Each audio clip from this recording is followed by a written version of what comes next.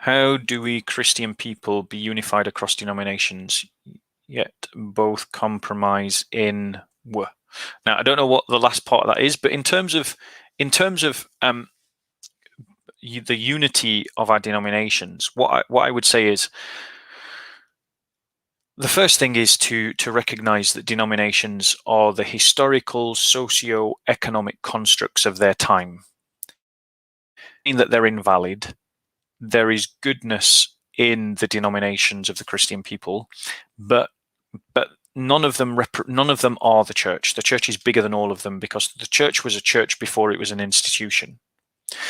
And to take away any pride that we have of being a denomination and to replace it with a sense of solidarity with anyone who is a true disciple of Christ, anyone who is seeking to be a disciple of Christ. And that means we're not going to agree on everything, though the scriptures are very clear that we should be of one heart, mind, and soul, that we should be one in our judgments and in the way that we think. But we've got to recognize that that's an end goal and that there's a process to get there. But we can only go on that process if we allow one another to speak and we allow one another to have our differences. So let me give an example. So because the church is unified by two sacraments in particular, the sacrament of baptism and the sacrament of the Eucharist. So thinking about baptism, we can do baptism in a way that allows each of the people to understand baptism in their own way. You know, if you're a Christian who believes that the sacrament is one that communicates grace directly by the act, or if you're just someone who sees it as symbolic and that actually grace is communicated directly by the Holy Spirit without the act, the fact is we can both come around baptism, and indeed many Christians do, acknowledging baptism in our own way. Now, obviously, one of those positions is right and one of those positions is wrong. But I think that we need to change the way that we talk about it, not into beating one another over the head, but and maybe a change of language would be helpful in this, speaking about, you know, strong opinion and weak opinion on these kinds of questions, and having an open discussion and having space for people to have the conviction of their own conscience and tolerating the difference, even if we think that they may be wrong, without separating about it. I mean, there are things to separate about, don't get me wrong.